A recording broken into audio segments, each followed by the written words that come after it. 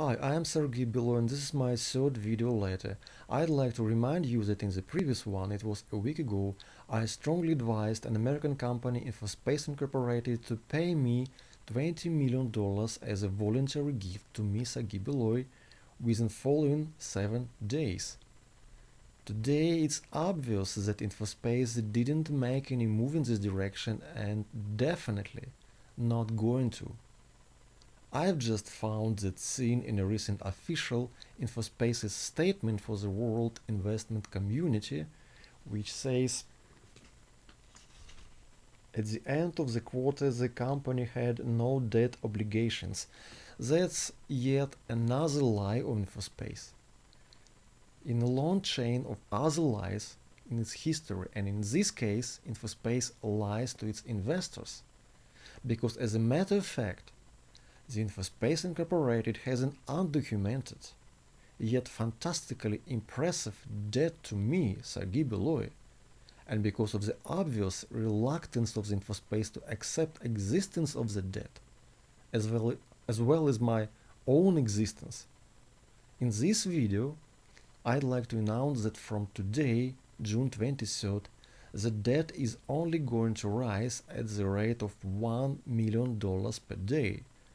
That's roughly the sum which Infospace earns daily, because ultimately, unless Infospace decides to finally settle their unfair domain name info against me, ultimately, the sum is going to be comparable to the full value for the whole Infospace's business and the exact thing Infospace did with me. The story, in short, was the following. 9 years ago, Infospace approached me with a demand to stop using my business websites 2d-infospace.com and .net, which I absolutely legally purchased and used. Essentially, the demand meant complete stopping my business, as it's supposed to be a purely online project. The main point, however, was that Infospace simply wanted to steal my domain names. In particular, even in Infospace's very first letter, signed by Lorraine Ward, Infospace's senior corporate counsel, who was also a chief executive of Infospace at the time, there was a demand to immediately transfer my domain names to Infospace for free. The demand was in the form of ultimatum, or else Infospace said it's going to suit me for at least $200,000 US, absolutely unreal amount of money for me, a citizen of Ukraine where an average salary was under $100 per month at that time. But the most shocking thing is that all that appeared a lie after all. Infospace lied to me. Namely, Lorraine Ward, Infospace's senior corporate counsel, lied to me that I broke the law because, as it appeared later, I never did. On the contrary, all my actions as for using my websites were absolutely legal because I didn't know about Infospace at the time of registering my 2d-Infospace domains. I never was in the same field of competition with Infospace or its trademarks, and I never used my 2d-Infospace to compromise the Infospace Incorporated. And Lorraine, a professional lawyer who led a huge corporation in the United States, simply couldn't be unaware about that. So it was a deliberate lie of Infospace from the beginning. The huge American corporation simply decided to destroy a small online business without any legal reason for that, without any competition. Then it did what it wanted. I did not update my 2d-Infospace websites since Infospace sent me its ultimatums, because Infospace threatened me with absolutely fantastic sums of fines if I continue with my websites, and because I spent for dealing with Infospace lawyers all the money I planned to use for promoting my business. This information is for those of you who thinks that $20 million I am demanding right now is too much. Or for those of you who think that these kind of conflicts should be resolved through court only. That's exactly what I proposed to Infospace 9 years ago. I sent to Infospace's president a very detailed letter on 10 or 12 pages where I proved, with citing corresponding clauses from American and international laws, I proved that all the demands of Infospace for my domain names were false. And I proposed to Infospace go to the court if they believed I was wrong. Obviously, they never did it. They also have never said they were wrong. Despite my numerous appeals for them, please accept you were wrong. Please tell me you were not going to suit me, because I need this kind of confirmation from you to start running my business. To tell other people it's legal, it's safe for investment, let me run my business. And I'd like to stress this fact. At that point, it wasn't about millions. It even wasn't about money. All I wanted, and I asked Infospace's chief executive officers for that many times, just pick up the phone and tell me, sorry, we were wrong. That's all. But Infospace was too arrogant for that. Instead, from that point, they have decided to pretend I do not exist. And this is where we are now. I do not exist for Infospace. Along with my story, along with my life, and even this video record seems doesn't exist for Infospace. Don't believe in sincerity of Infospace if it starts telling you things like, for example, actually we did nothing wrong because sending letters is not a crime after all. Well, formally, sending letters isn't a crime by itself.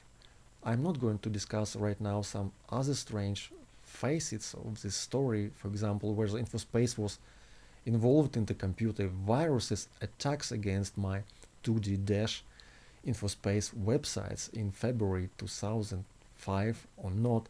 It's too difficult to investigate. In fact, it was designed to be too difficult to investigate. So today, let's speak about Infospace's letters only. Definitely, it's not a crime to send somebody a letter. However, the answer to this question may change significantly after some point in time when, for example, you learn that your letter caused some dramatical changes in lives of other people. In other words,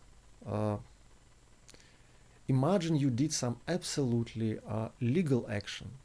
It could be anything, which nevertheless caused some catastrophic consequences.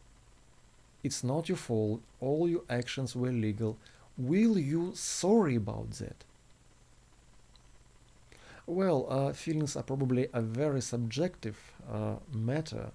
Okay, will you say to those people a simple sorry? Will you try to improve the situation somehow, to turn the final outcome around, or to compensate the losses? Will you try to do something about that? Well, having a bad public image is also not a crime after all. A big international corporation doesn't care about its public image, and it's not a crime. If Infospace believes all its actions against me were perfectly legal, I'm going to completely destroy its business with the help of quite legal actions as well. For example, I may start from questioning a legitimacy for their main domain name infospace.com. The fact is that I was using that name in public before Infospace registered it.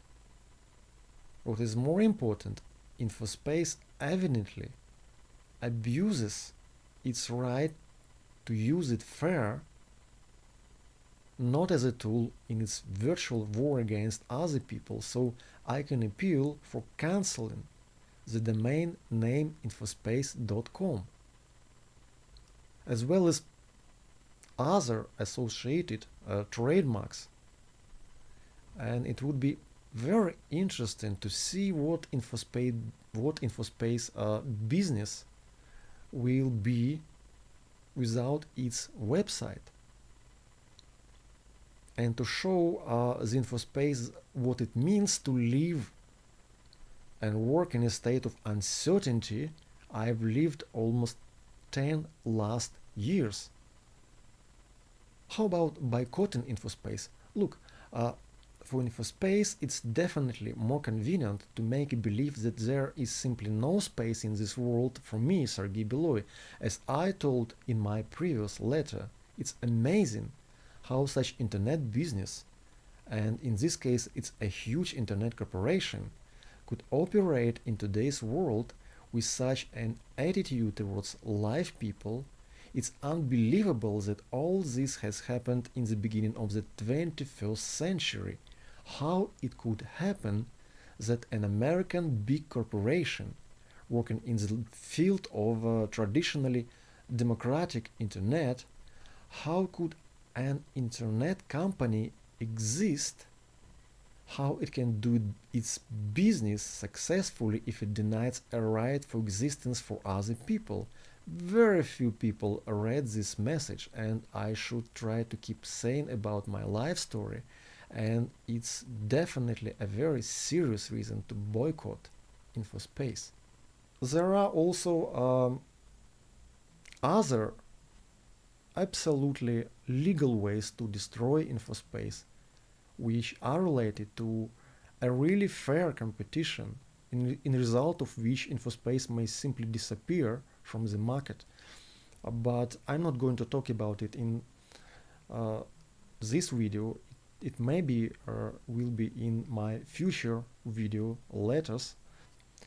As of today, I agree if Infospace settles my story for only $20 million, but starting from tomorrow, until Infospace finally settles my life story or go bankrupt, whatever happens first, the price for the settlement should rise for additional $1 million per day, and I think it's fair, because the price for the kind of actions Infospace was practicing against me during many years should be comparable to the full value of their business.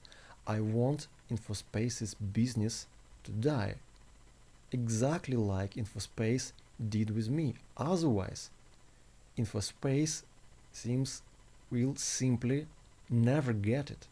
I want my life back.